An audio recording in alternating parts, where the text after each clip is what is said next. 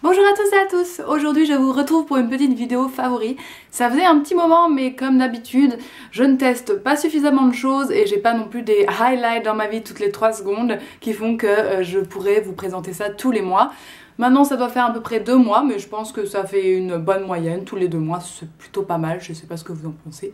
Alors les favoris seront aujourd'hui constitués de nourriture, beaucoup de nourriture en fait, de mode, entre guillemets, donc découverte, etc. De soins, et ce sera tout. Voilà. Mais c'est déjà pas mal.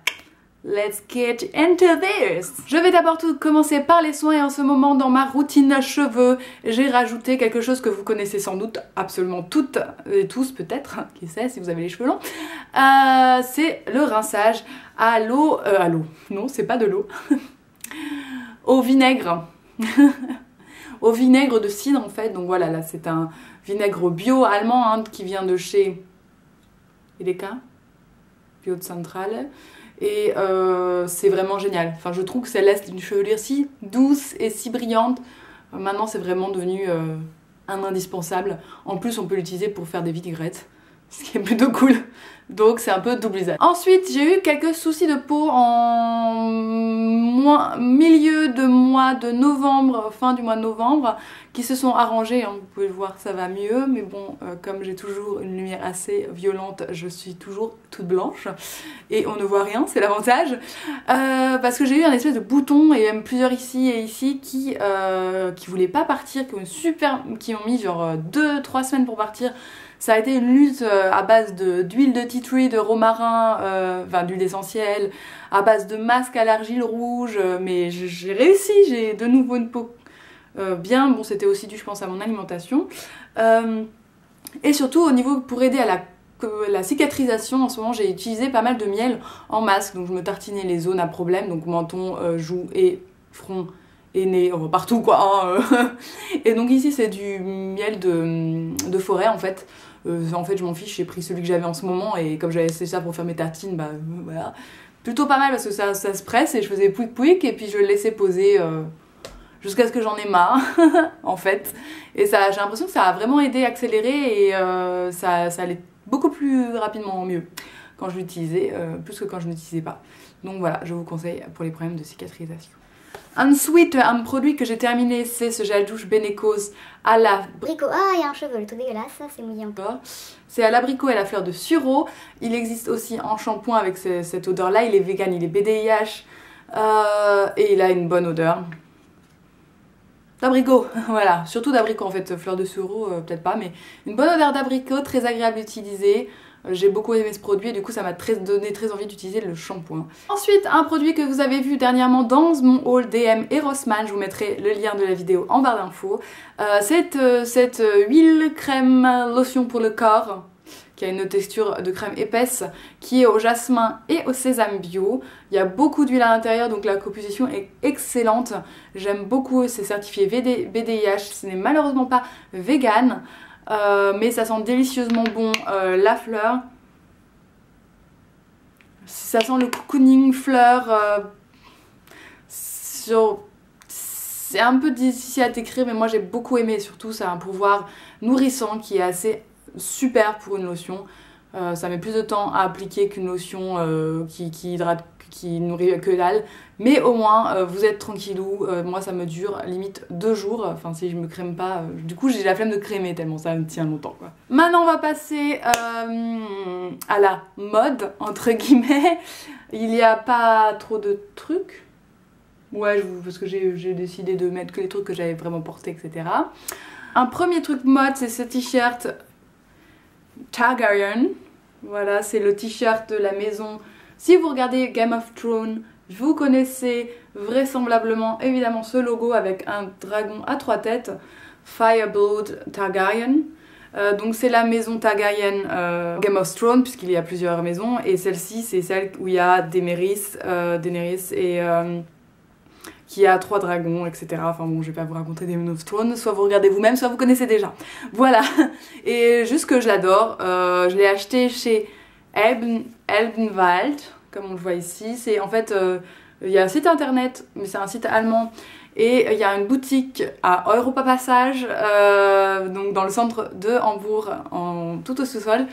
Et ils vendent plein de goodies de tout, de Harry Potter, de Lord of the Ring, de Game of Thrones, The Walking Dead, vraiment tout. Et c'est génial, mais j'ai envie d'avoir toutes les tasses de tout le monde. Il y a des bières, des trucs à bière, ça rend juste gaga. Ensuite, c'est quelque chose que j'ai acheté pas pour moi, pour un anniversaire de mon... l'anniversaire, pas du tout, un anniversaire Noël pour mon père.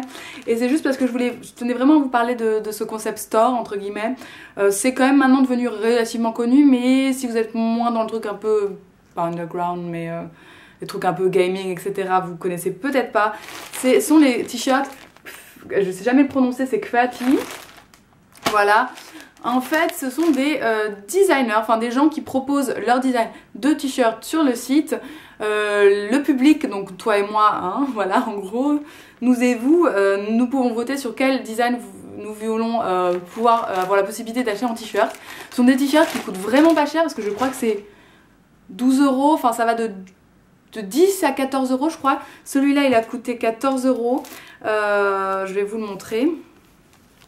J'espère que je vais réussir à le replier correctement. Hop. Donc voilà, j'espère que vous verrez bien.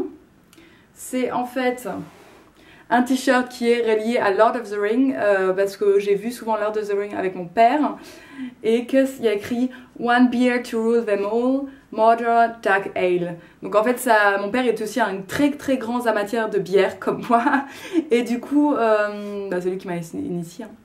Et donc du coup le mélange bière plus Lord of the Ring, j'ai trouvé absolument ça génial. Donc c'est une bière pour tous les contrôler, Mordor, Dark Ale, c'est un type de bière. Et donc du coup j'ai trouvé les designs et le concept super sympa. Il y a plusieurs trucs comme ça avec plusieurs types de bières et avec plusieurs, pas que le Mordor. Mais je trouvais le Mordor très classe. Donc voilà. C'est pour vous, voilà, il y a toutes les collections changent, en fait tous les jours c'est des éditions limitées, donc le problème c'est que une fois que le design est imprimable sur le t-shirt, il faut se dépêcher d'acheter, mais vous avez comme ça des trucs un peu que personne n'a et toujours des trucs super rigolos. En ce moment il y a pas mal de trucs qui ont un rapport à Noël mais avec des personnages comme Star Wars et des choses comme ça, enfin il y a toujours des trucs à mourir de rire, c'est ça que j'aime beaucoup. Il y a des hoodies, des t-shirts, enfin il y a tout. Attendez, les gars. Oh putain, mais c'est trop mignon. Il y a des bonbons qui viennent de tomber du t-shirt. Mais c'est tellement génial. Mais c'est tellement mignon quoi. C'est génial, regardez. En fait c'était glissé à l'intérieur, je crois que c'était un bout de plastique pour tenir le truc. Alors moi j'ai pas le droit de les manger, hein. Ouais. Moi je peux pas les manger. Ah non. Ah mais si. Ils sont en direction... Ah non, gélatine. Ouais non, donc je peux pas les manger mais... Du coup c'est parfait, ça va passer avec mon père, mais c'était tellement bien caché quoi. Donc voilà, je vous mettrai le lien du site en barre d'infos et je vous conseille de faire un petit tour parce que ça donne des idées cadeaux ou même pour soi-même. Moi j'ai tellement envie d'acheter des tonnes de t-shirts, j'en ai encore jamais acheté pour moi. Maintenant on va passer à la nourriture et je vous retrouve tout d'abord avec des pizzas de la marque Dr. Oetker. Je ne sais pas si vous avez ça en France, je ne suis pas sûre. Je sais qu'il y a certains produits qu'on peut retrouver, mais est-ce que ces pizzas y sont? Je n'en sais rien. Somme toute, ce sont des pizzas végétariennes, mais surtout avec des ersatz de viande. Donc c'est ça qui est génial, de pouvoir enfin de nouveau manger entre guillemets des pizzas avec du salami entre guillemets, sans ne pas pouvoir le faire. Hein, voilà, c'est génial. Il y a 3 types de pizzas, j'ai mangé les 3. Hein. Voilà, c'est pas pour rien qu'il y a des boutons après, hein, parce qu'il faut pas abuser de ce genre de choses non plus. Mais elles sont absolument délicieuses et je vais vous mettre un ordre d'idées. Celle que j'ai pas en boîte là, c'était une avec de la viande hachée piquante qui était super bonne, que je placerai en 2e position. En 3e position, c'est celle-ci que j'ai le moins aimée, que j'ai goûtée hier. C'est une pizza avec des épinards, de la tomate et une crème au basilic, avec des morceaux en fait entre guillemets de genre comme des filets de poulet un peu. Voilà à quoi ça ressemble. Ce sont des pizzas qui sont congelées et qu'on met au four pendant une quinzaine de minutes. Voilà, celle-ci je l'ai pas trop aimée, j'ai trouvé un peu fadoche, pas vraiment de goût. Moi j'aime bien les trucs un peu relevés, donc ça m'a pas vraiment suffi. Ensuite une autre, c'était celle avec aussi des petits filets mais qui ressemblait plus à la viande de bœuf, que j'ai vraiment bien aimé. Ce type de viande, ça faisait vraiment viande, tandis que celle-là moins, avec des oignons, des poivrons et une espèce de crème à base de poivre, de piment jalapeno, donc c'était un peu plus goûtu. Vraiment c'est plus dans mes goûts, et celle-ci vraiment je l'ai beaucoup aimée. Et je la place carrément en première position. J'ai adoré, enfin c'est ma préférée de toutes, la Die Herzhafte. Elle est top top. Donc je vous conseille, si vous venez en Allemagne, si vous vivez pas très loin de l'Allemagne, si vous avez ces trucs là chez vous, peut-être, je ne sais pas, en Belgique, Luxembourg, etc.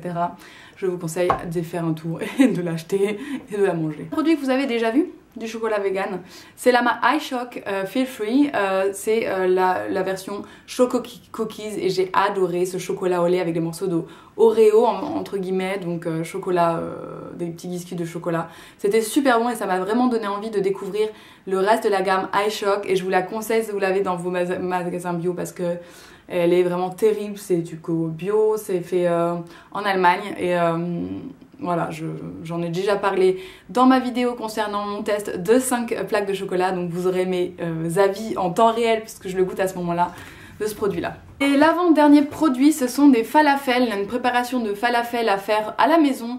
C'est de la marque Baukhof. Donc c'est une marque allemande, c'est vegan hein, forcément, et sans gluten, et c'est tout simple parce que on peut se dire oh ouais non moi je préfère autant le faire moi-même, etc. Mais le truc, il y a vraiment que des bonnes choses quoi. Il y a que la farine de pois chiches, du sel marin, du cumin, du persil, de la coriandre, du poivron blanc et de l'ail en poudre, et vous mélangez ça avec 200 ml d'eau chaude. Et vous avez vos petites boulettes et vous les faites frire ou au four. Moi je voudrais tester la version au four la prochaine fois. Et c'est tellement bon. Et là je les ai pas tous mangés, donc je peux vous montrer à quoi ça ressemble. Donc voilà à quoi ça ressemble. Ah putain, c'est froid par contre, il faut que je le fasse réchauffer. Il faut que je le mange ce midi avec ma petite soupe. Donc voilà, c'est super méga bon, mais c'est si bon les falafels, j'avais oublié. Et je vous conseille vraiment ce type de préparation.